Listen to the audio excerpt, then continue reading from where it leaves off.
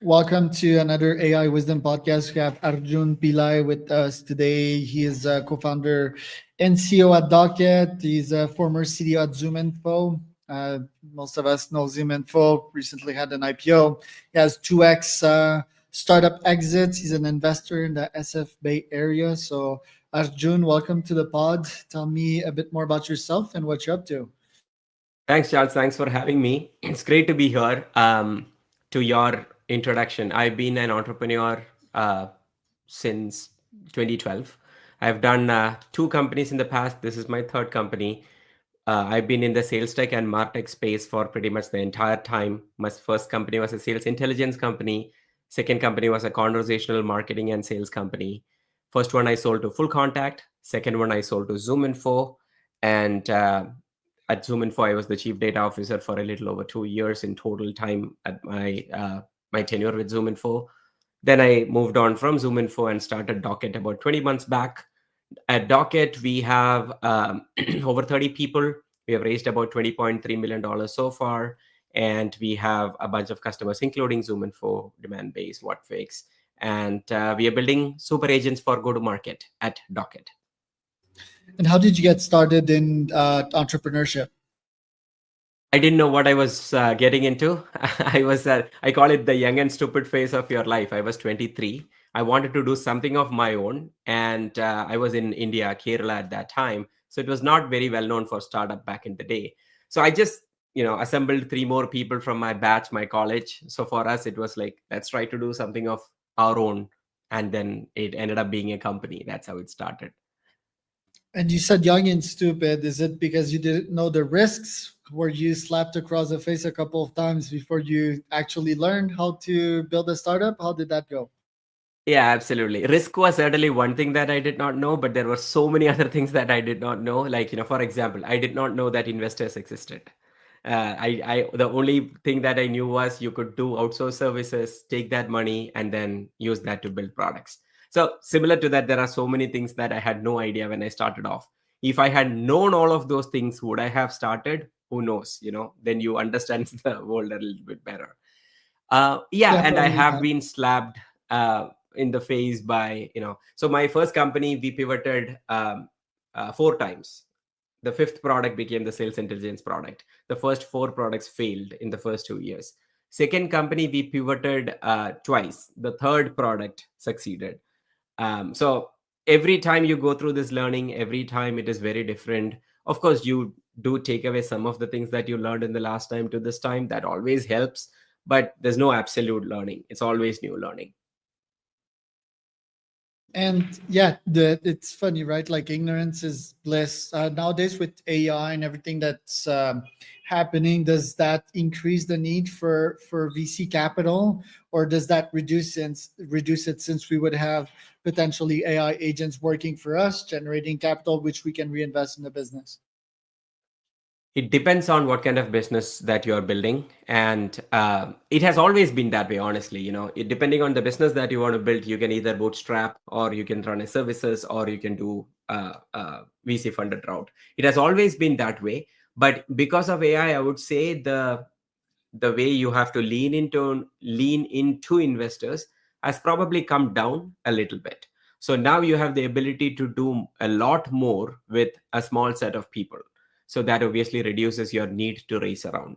We are also seeing the cases where people are going from seed round directly to series B by skipping the series A sometimes, because see, at seed stage, if you have raised enough money, seed checks are significantly high now. So you can kind of take all that money, get to the series A metrics at some level, show really good traction, and go to like a B instead of an A. So we see all these different kinds of things happening in the funding world right now. But for example, if you're building like a foundational model company, you got to raise a ton of money because it's a resource intensive, compute intensive way. So you have to raise a lot of money. So it depends on the company as always, but I would say the overall leaning that you need to put to investors has come down a little bit. You were acquired, I believe, around 2015 with Profoundis. Did that profoundly affect your quality of life and change who you are as a human being? Tell me a bit more about that acquisition. 2016 is when we got sold. This was August of 2016. Did it remarkably change my life? Yes, from many, many angles. So I was in Kerala, India at that time. I moved to US post the acquisition because they wanted me to do the integration. So moving from where you lived for 27 years of your life to a country like US with pretty much no relatives around, no friends around, obviously very different, right? So that changed the life for the better, for US is an amazing country. So no hard feelings there, but it was a change. In terms of my learning, people who I knew, all of that changed. My acquisition was the first product exit in the history of my state in India. So it was a very nascent ecosystem. So the ecosystem changed for the better. A little bit of that is because of our exit as well. Having said that, the real question is, did it make a ton of money? No, the founders did not make a ton of money with that exit, honestly. Investors made good outcome because the exit was actually structured as cash and stock, and investors cashed out, and it was also our choice to cash them out. We had the ability to take some more money, honestly, but we were 27. We were like, what do we do with the money? And we put the equity cash back to the equity in the company and let it run. But unfortunately for that company, it kind of went sideways a little bit. It's still around. I still hold shares in the company, but it's a little sideways. So it ended up being no actual money for the founders. Very little. It didn't make any difference. In terms of have I changed as a human? I hope not. I'm still the same human being, but hopefully the learning has made me a little bit better. Right. And you had the second exit after that. ZoomInfo acquired you in 2021. Was that one more financially successful? Yes. Thankfully, that was a financially successful outcome for everybody involved.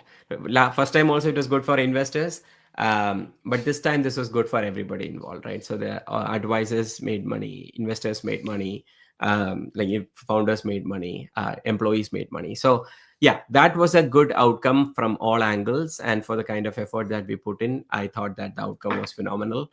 There was a good fit between ZoomInfo and what we were doing at Incent. The market was very positive at that time, 2021. As you know, it was, everything was in a really good spot back in the day. So with this market forces, the synergy, everything kind of came together. It was the right place, right time, worked out well for us. And why do you attribute that second exit to be more successful than the first one? Is it how you structured the company? Is it just the product market fit, the market? Is it the buyer selection? Why? Good question. I never selected the buyer because in both of the cases I wasn't looking to sell.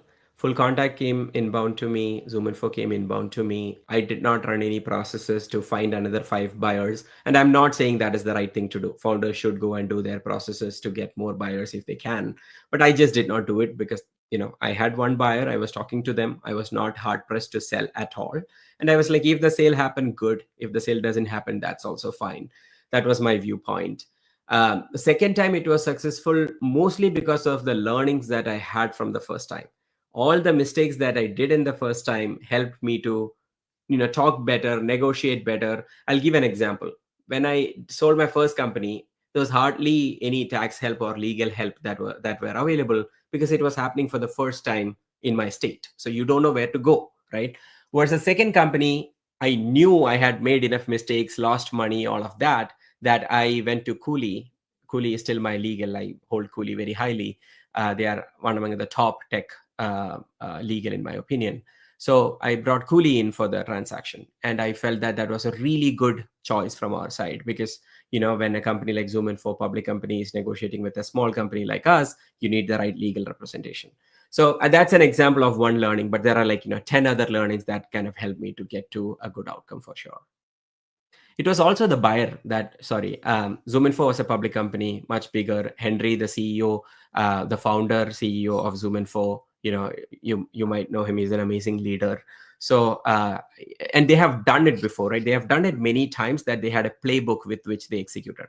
I'll give an example. We signed the deal, closed the deal. Next day at 8 o'clock or something, everybody got their money. Like literally everybody got their money. So my investors were like, Wow. I have never seen it come this fast. And out of all the acquisitions that I know at ZoomInfo, I have never heard a story where ZoomInfo did not pay the money to the company. People do all kinds of shady things. ZoomInfo is not that kind of a company, so that also absolutely helped. Yeah, I've heard good things about Henry. ZoomInfo as a company, though, not so much, right? Like, not that you guys did bad things. It's just that you did not keep the pace of innovation with upcoming competitors. For example, Apollo, right?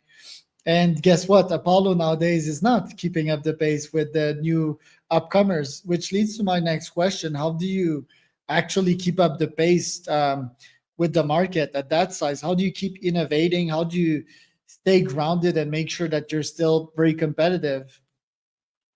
Yeah, it boils down to the bets that you take. It is not that ZoomInfo was sitting on their laurels. While I was there, before I was there, after I left from there, I know how the company operates. The company operates with a lot of urgency, starting from Henry, the amount of work that the company puts in. But you, as a company, as a founder, as a set of executives, you take a bunch of bets. And sometimes those bets pan out, sometimes the bets don't pan out, right? And when the bets don't pan out, you will see like a dip. Apple is a good example, right? Apple put a bet on Apple Intelligence. It is getting severely delayed right now, right? So their bet is not working out right now, but that's not the end of Apple. They will make more bets and they'll keep coming back. So as far as ZoomInfo is concerned, some of the bets that they took probably did not pan out exactly the way they thought it would pan out. That's probably why it came down a little bit. But let's not forget, there is ZoomInfo, which is at 1.2 billion in revenue, and everybody else is not close to it, right? So the success that we think of in the other companies, there are many other companies that are well positioned to grow. I'm not saying they have innovated, they have done a lot of good things, they have been able to move faster, kind of take advantage of the AI things. All of that is there. But still, from a revenue standpoint, sheerly on a revenue standpoint, where the other companies are versus ZoomInfo, the gap is still hundreds of millions of dollars, which means there is 10 years of execution between, maybe, or 6 to 10 years of execution between where those companies are and to ZoomInfo. And they have to consistently do it over 6 to 8 years for them to get there. So, I actually believe there is more ZoomInfos that could be made in that space. The space is pretty wide. So ZoomInfo going up or others going up need not mean somebody else is going down. Everybody can win. Good point. Apple and AI, these big companies seem to not be adapting that quick to AI, and I feel this could be a big danger. It doesn't mean Apple's going to fail. It's just that they're losing potential market shares that they could have had, but they're just too slow. I'm not sure what's their problem. It's appalling to me. Is that why you started Docket? Because AI sales agents are gigantic, right? Like imagine just having an army of salespeople constantly selling your stuff that they could potentially generate millions per day. That's the vision, I guess. Is that why you started that one? Absolutely. Docket is started because I am a huge believer in AI. I believe that there are so many issues and problems in the go-to-market stack. And you know this, right? If you look at every piece of a company, where is the maximum inefficiency inside a company? It is in the go-to-market stack. Companies spend anywhere between 25% to 50% of their revenue, or even more than that, on their go-to-market, which is marketing, sales, all of that. Now, that is riddled with inefficiency. There is this age-old saying that marketing is spending 50%, marketing is losing 50% of whatever they are spending. They just don't know which 50%. And this is an age-old saying, but that is true to some extent, right? Not only marketing, not singling out marketing, but every place there is a lot of inefficiency, and AI will be able to innovate and remove some of this inefficiency. That is one. But there is actually a trend that people don't talk a lot about. I have seen Aaron Levy, the CEO of Box, talking about it honestly. There are cases where today there's no TAM. What is a good example? Imagine you are going and buying a vacuum cleaner on a website, Dyson's website, right? There are 50 products. They have 50 vacuum cleaners. How do you pick one? Ideally, if you had a human to ask some of these questions, you could have picked the right vacuum cleaner. But Dyson cannot put humans to speak with everybody. So that is an example of a use case where the TAM does not exist today, right? Because humans cannot be deployed today and AI can be deployed today. So one part of it is the efficiency game where you make humans more efficient, companies more efficient. The other part is opening up of completely new TAMs that don't exist today. So both of them, they excite me. That's part of the reason why I started Docket. Very interesting.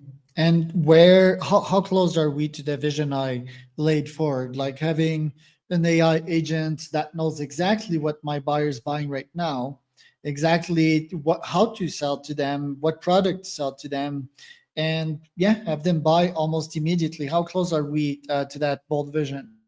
I think we are pretty close. If you go to docket.io today, right now, there is an AI seller that is deployed on our website right now. You can actually talk to it. That seller will pull up slides that yeah, there you go. You can actually open it up. Keep scrolling down because it pops up. There you go. I don't know if everybody will be able to hear that, but you will be able to hear that. Um, let's see. See if I'm sharing audio. No, I don't think you were because I didn't hear it. Also share audio. Yeah, you didn't hear it, right? It's Yeah. supposed to share audio, but yeah, I've tried it also before that call. It's like a Yeah. woman's voice. It's pretty appealing. Then what kind of degree of personalization does Docket have right now? So that's truly an agent in the sense that when you're talking to it, it is understanding what you're talking about, and see, it is actually pulling up slides based on what you want to be talked about, and then it is able to keep memory of who you are, so that when you come the next time, it knows that you were asking questions about personalized doc generation and things like that. So it is pretty personalized. Is it as good as a human yet? No, it is not as good as a human yet. But it is going to get to a point where it'll slowly be able to do the initial conversation, first conversation, then it gets to second conversation. But if you ask me, can our AI seller sell like an SMB kind of an offering, which is at $100 ACV, or like $4,000 ACV kind of a product? I actually believe that our AI seller can do it right now. But if you ask, can it sell service now? It cannot sell service now, right now. So it's a gradation. It's going to take its own time to mature out. It'll slowly start with SMB PLG kind of products that the product is selling on its own. Then it slowly will get to a point where it starts selling 10k ACVs, then it gets to 50k ACVs, and so on and so forth. But I also believe that the way we have built this seller, it also acts as kind of like a sidekick or a wingman for a salesperson as well. So there will be a handoff between, oh, I don't know that question, let me pass it to Charles so that Charles can answer this better, and I'll remain on the call, right? So there's also that dynamics that we have built into the product. What about outbound? Outbound is what I was getting to because we have full control, right? So Yeah. when is that going to be on the growth map?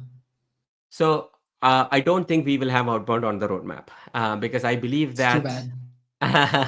I just believe that there are outbound is a very, very gnarly, complicated problem. I have been in that space for many, many years, and I understand the complexity of it. And I've also personally seen how much the world has changed. In 2015, when I used to send out a cold email using a mail shake or a yes, where you might remember those days, I would get stingers back saying, "How dare you email me?" Right? Like cold email responses.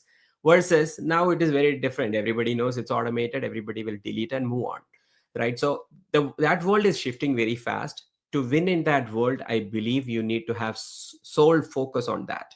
It is about signals. It is based on signal based selling. So you have to build your whole software around that motion, and that needs a company to brutally focus on that problem. So I don't believe that a company will be able to do outbound, inbound, sales engine. That's not possible. So we are leaving the outbounding part to our friends who are executing it really well, and then we are going to take everything from the website on the way down so that we can help the account executives and salespeople more. What does your pricing look like, and who's your ICP? So we have two products, right? One is the AI seller that you just saw. We sell that to the marketers. We have a very standard pricing based on consumption. There's a platform fee. Roughly, you can imagine that it starts at about $18,000 a year. And as you consume more, as your users are using it more, it kind of goes up based on the usage. So that aligns really well with our customers' needs, because if they are paying us more, then it means that they are generating way more leads, they are closing way more deals. So that's very well aligned. Our AI sales engineer, it follows a platform and seat model, because in this case we are augmenting the humans. So, those are the two business models we have. And what's your main go-to-market motion? Is it SEO? Is it podcast? How do you get your leads? Yeah, it's a combination like all companies. We do paid ads. LinkedIn has been working for us. Inbound is another one. It is working for us. I post a lot on LinkedIn organic. So that's also kind of creating the inbound motion a little bit. Then we do booths at good events. So event is a strategy. And finally, we also have a cold calling strategy that's working. So those are the four primary ones. And it's a couple of hundreds per month and a couple of grands per month for enterprises? Enterprises will go up. So our starting price is about $1,500 to $2,000 a month. But if you're an enterprise who needs SSO, like all those complicated things, then it's obviously higher than that. Right. And the specific niche, do you have like specific vertical that you've proven successful so far? I know that you dealt with ZoomInfo, right? Like, but Yeah. I guess that's just like for the logo. Like, ultimately, who do you think would be the top users by industry of that tool? We are industry agnostic largely, but where we see most traction is coming from is like software technology, adjacent to software like professional services, those kinds of markets, majorly because the adoption of AI in those markets have been ahead of the pack. So that's where we are seeing traction, but we have banks in the pipeline, financial institutions, insurance. We have one hotel chain in the pipeline. So we are also seeing some traction from there, but mostly from, the tech side, I guess. And you've been 2 years at it now. Or have you reached the $1 million ARR yet? We don't talk about the revenue, but you can imagine to be, yeah. We are still in the PMF journey, in our opinion. So the million that you typically talk about as the PMF in non-AI systems, I don't think is the right metric for AI companies. But yeah, that's we still think we are in the PMF journey. What would be the right metric? Um, I would say, we have to go full sales cycle in the sense that we have to see the retention, and we have to also look at what percentage of this is coming in, like, consistently. What is the GRR? What is the NRR? I think that's what we have to optimize for. Growth is another one that you can look at. If you are growing like 5% a month versus 10% a month versus 30% a month, it makes a huge difference. And you're growing by 30% a month right now. I wish we were at 30. We are not at 30, but we are not at 5. Let's give it a 15% or something like Yeah, that. sure. What are your top goals for this year? Are you raising more capital? What's your priority? We are not actively raising any capital because we have raised our Series A from Foundation and Mayfield. We have good investors.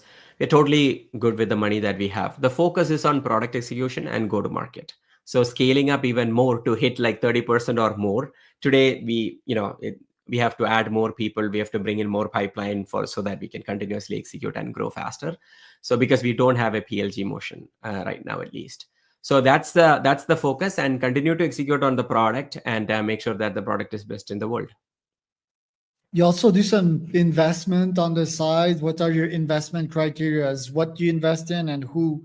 What kind of founder do you invest in?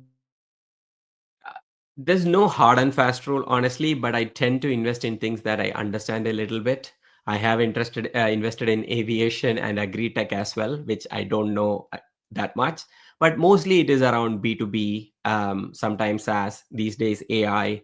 Founders tend to be, friends or second-time founders or people. I do a lot of investments back in India also. In some way, you can also say that it's my giving back. So that's also something that I actively do. Right, and agri-tech is obvious in India, right? Like gigantic population to feed, close to China and so forth. But why aviation?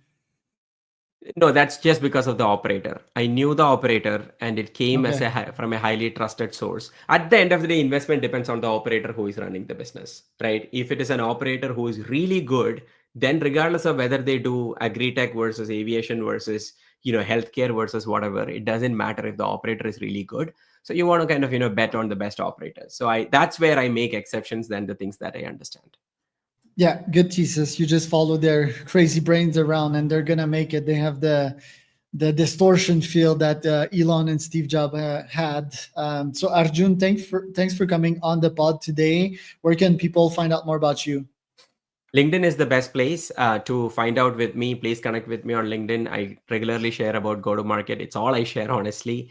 To know more about Docket, go to docket.io and then start clicking the AI seller and then start talking to it, and you will learn everything about it.